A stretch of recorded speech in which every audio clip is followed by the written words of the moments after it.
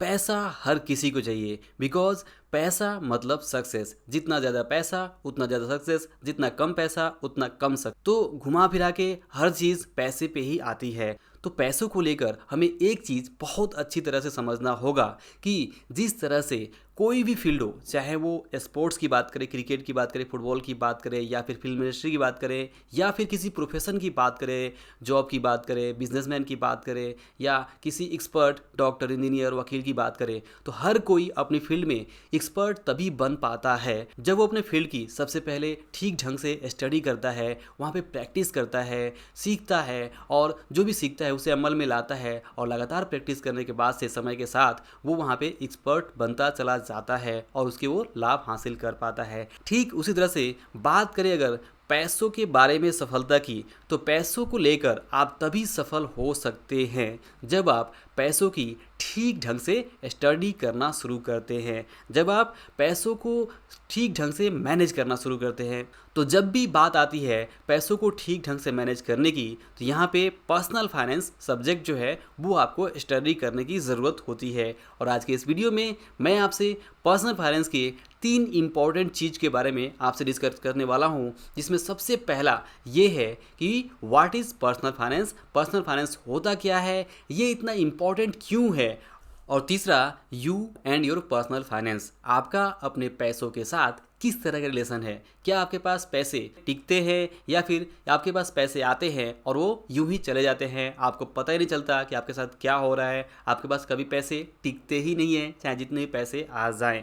तो इन सारी चीज़ों के बारे में हम यहाँ पे जानने समझने की कोशिश करेंगे। तो सबसे पहले अगर बात करें पर्सनल फाइनेंस होता क्या है, तो दोस्तों personal finance is the art of managing your money effectively to achieve financial stability, security and success. यानी कि पर्सनल फाइनेंस अपने आप में पैसों को मैनेज करने का एक इफेक्टिव आर्ट है, एक कला है, जिस कला के ज़रिए आप यहाँ पे फाइनेंशियल सक्सेस हासिल कर पाते हैं, फाइनेंशियल स्टेबिलिटी हासिल कर पाते हैं, फाइनेंशियल सिक्योरिटी हासिल कर पाते हैं। It's all about making a smart financial decision that align with your goals and priorities. तो पर्सनल फाइनेंस के ज़रिए आप अपने गोल्स एंड जो भी आपकी लाइफ में प्रायोरिटी है, जो भी आप चाहते हैं, उन्हें हासिल करने के लिए जो स्मार्ट फाइनेंशियल डिसीजन है, जो फैसले हैं, वो आप लेते हैं ताकि आप अपने गोल्स को अचीव कर सके। पर्सनल फाइनेंस के अंतर्गत आपकी अर्निंग, आपकी स्पेंडिंग, आपकी सेविंग और आप किस तरह से पैसों को यहाँ पे मैनेज करते हैं, किस तरह से इन्वेस्ट करते हैं, अपनी पर्सनल नीड्स को समझते हुए, अपनी वांट्स को समझते हुए, आप जिस तरह का लाइफ स्टाइल चाहते हैं, जो भी आपके लाइफ में ड्रीम्स है, जो गोल्स है, जो पैसों से रिलेटेड संबंधित चीज़ें हैं, उन सारी चीज़ों की यहाँ पे स्टडी करी जाती है और ये कहा जाता है पर्सनल फाइनेंस। यानी कि पैसों के बारे में जो कंप्लीट स्टडी है वो पर्सनल फाइनेंस के जरिए ही होती है। तो चाहे बात यहाँ पे सेविंग्स की हो या इन्वेस्टमेंट की हो या फिर आपको अपने गोल्स को अचीव करने की बात हो जहाँ पे पैसे लगते हैं, तो ये सारी चीज़ें पर्सनल फाइनेंस के अंतर्गत ही आती हैं। तो अब यहाँ पे ये बात हो गई कि पर्सनल फाइनेंस होता क्या है। तो यहाँ पे पर्सनल फाइनेंस के अंतर्गत हमें सबसे पहले मनी मैनेजमेंट करना होता है। इसके अलावा हम अपनी इनकम को किस तरह से देखते हैं, हमारी इनकम क्या है, कितनी है और कितना इनकम हम कर सकते हैं, ये सारी चीज़ें हम देखते हैं। और इसके अलावा हम अच्छी तरह से स्पेंडिंग करें, यानी कि हम ओवर स्पेंडिंग ना करें, फिजूल खर्ची ना करें, ये सारी चीज़ों का ध्यान रखा जाता है। अब अपनी नीड्स, अपनी वांट्स को समझें, लाइफ स्टाइल को समझें और फ्यूचर इनकम, फ्यूचर गोल्स को समझें। ये सारी चीज़ें स्पेंडिंग को यहाँ पर ध्यान में रखते हुए की जाती है। इसके अलावा आप बचत कितना करते हैं, क्योंकि आप देखेंगे तो बचत बहुत ज़्यादा इम्पॉर्टेंट है। ज़्यादातर लोगों की जो सबसे बड़ी प्रॉब्लम है वो बचत को लेकर ही है। कोई ये कहता है कि उसकी इनकम ही कम है, वो बचत नहीं कर सकता। तो जिनकी इनकम कम है वो ये सोचते हैं कि उन्हें इनकम कम है, इस वजह से वो बचत नहीं कर पा रहे हैं। लेकिन अगर आप ध्यान से देखें या स्टडी करें तो आपको पता चलेगा कि जिनकी इनकम बहुत ज़्यादा है, आपसे कई गुना ज़्यादा है, फिर भी वो बचत नहीं कर पा रहे हैं। तो कहीं ना कहीं यहाँ पे कम पैसे या ज़्यादा पैसे की बात नहीं है, बात यहाँ पे कुछ और है, और वो है यहाँ पे पर्सनल फाइनेंस के बिहेवियर को लेकर। आप पैसों के साथ किस तरह से बिहेव करते हैं, आपका पैसे के साथ रिलेशन क्या है, ये सारी चीज़ डिसाइड करती है कि आप बचत कर पाएंगे या नहीं कर पाएंगे, और करेंगे तो कैसे करेंगे। तो ये सारी चीज़ें पर्सनल फाइनेंस के अंतर्गत ही हमें देखने को, समझने को मिलती है। तो सेविंग्स के अलावा जब आपको इन्वेस्टमेंट की बात आती है तो इन्वेस्टिंग भी आपको अच्छे तरीके से करनी होती है, और ये सारी चीज़ें पर्सनल फाइनेंस के अंदर हम सीखते हैं, समझते हैं कि हमें अपने गोल्स के अकॉर्डिंग किस तरह से इन्वेस्टमेंट करने चाहिए। इसके अलावा जो प्लानिंग है हमारे लाइफ में, जो ड्रीम्स है, जो गोल्स है, वो सारी चीज़ों की हम प्लानिंग भी पर्सनल फाइनेंस के अंतर्गत ही हम करते हैं।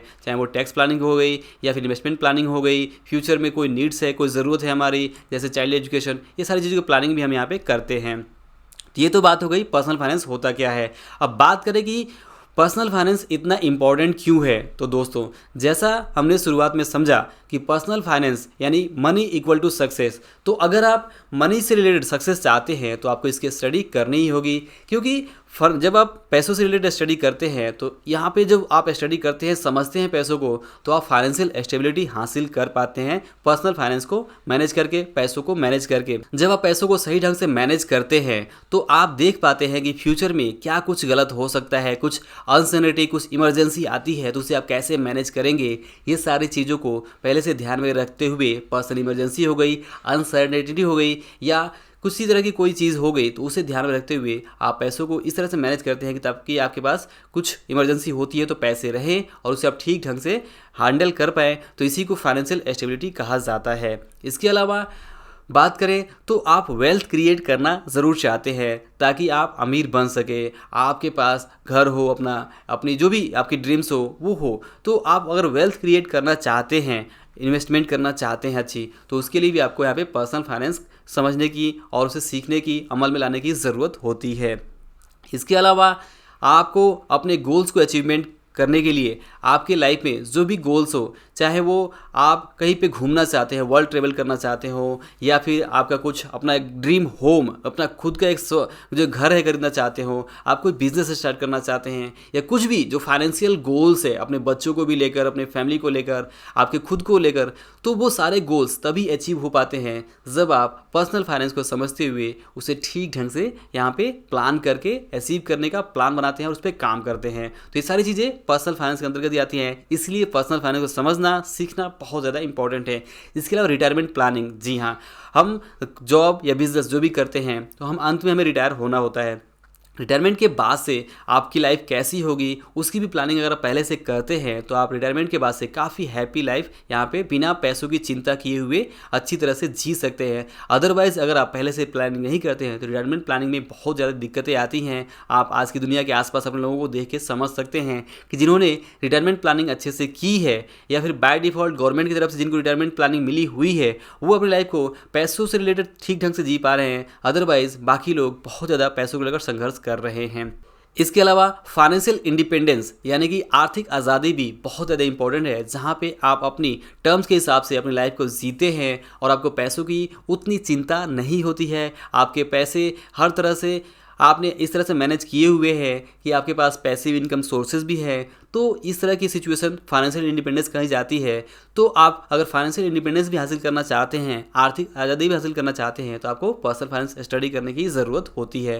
तो ये यहाँ पर हमने दो बातें समझ ली कि पर्सनल फाइनेंस क्या है और क्यों इंपॉर्टेंट है। अब तीसरा आता है यहाँ पे कि आपका और आपके पर्सनल फाइनेंस यानी कि आपका और आपके पैसे के बीच में क्या रिलेशन है, आपको यहाँ पे क्या क्या चीज़ें स्टडी करने की ज़रूरत है। तो सबसे पहले आप देखेंगे तो यहाँ पे बहुत सारी चीज़ें हैं। सबसे पहले है आपकी अर्निंग, आप कितना कमाते हैं, आप कैसे कमाते हैं, आपको जो कमाते हैं उसके लिए कितना काम करना होता है, आपकी अर्निंग पोटेंशियल क्या है, आपके स्किल सेट क्या है, आप कितना आपके अंदर और कमाने की क्षमता है, ये सारी चीज़ें आपको समझनी होती है अर्निंग के अंदर।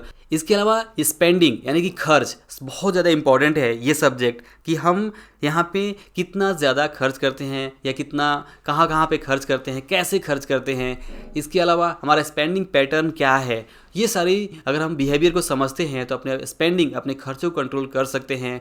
तो इसीलिए यहाँ पे एक तीसरी चीज़ आती है बजटिंग, कि हम बजट बनाकर अपने फंड्स का बेस्ट यूज करें ताकि हमारे पास जितने पैसे आ रहे हैं, फॉर एग्जांपल अगर हमारे पास महीने के 10,000 रुपये हैं तो उस 10,000 में हम किस तरह से बजट बनाएंगे ताकि हम सारी अपनी नीड्स को पूरा कर सकें। ये चीज़ें हम बजट के थ्रू कर सकते हैं और सब कुछ पर्सनल फाइनेंस के अंतर्गत ही आता है।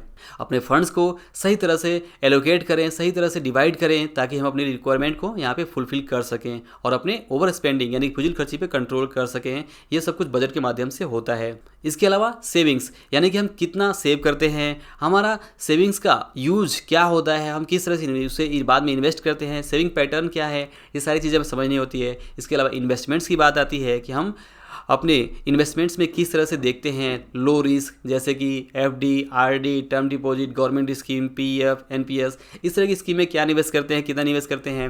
और इसके बाद जो हाई रिस्क वाले हैं, मॉडरेट रिस्क वाले हैं, जैसे कि मॉडरेट रिस्क यानी कि म्यूचुअल फंड्स या फिर जो बॉन्ड्स होते हैं, इस तरह की स्कीम में हम क्या निवेश करते हैं।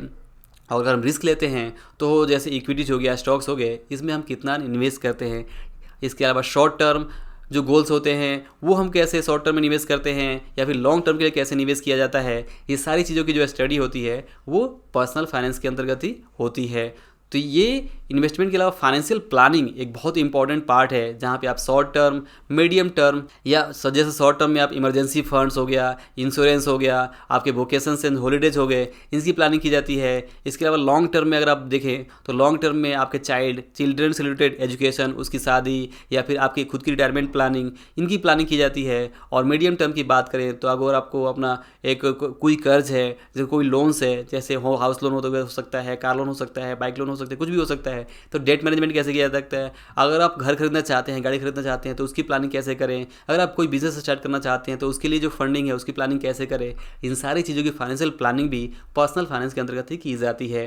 तो इसीलिए इस वीडियो में हमने 3 चीज़ों के बारे में बात की कि पर्सनल फाइनेंस होता क्या है, ये इतना इंपॉर्टेंट क्यों है, और आपके पर्सनल फाइनेंस के बीच में जो रिलेशन है या फिर ये जो संबंध है वो कैसा है, किस तरह का है। तो ये हमने देख लिया, समझ लिया कि ये बहुत ज़्यादा इंपॉर्टेंट है। अब इसके बारे में डिटेल हम आगे आने वाले वीडियोज़ में बात करेंगे कि किस तरह से आप अपनी इनकम, अपनी स्पेंडिंग, अपनी इन्वेस्टमेंट्स या फिर अपनी फाइनेंशियल प्लानिंग, फाइनेंशियल इंडिपेंडेंस को लेकर किस तरह से सब चीज़ें कर सकते हैं। तो हम इस चैनल पे बेसिकली इन्हीं सारी चीज़ों के बारे में आगे हम बात करने वाले हैं। तो आई होप कि इस वीडियो से पर्सनल फाइनेंस को लेकर आपको क्लियर हो गया होगा कि ये सब्जेक्ट इंपॉर्टेंट क्यों है। तो दोस्तों आई होप कि वीडियो और लेसन आपको जरूर पसंद आया होगा। वीडियो पसंद आया हो तो इसे लाइक और शेयर जरूर करिए। अंत में इस वीडियो को देखने के लिए हमारे साथ जुड़े रहने के लिए आपका दिल से बहुत बहुत धन्यवाद।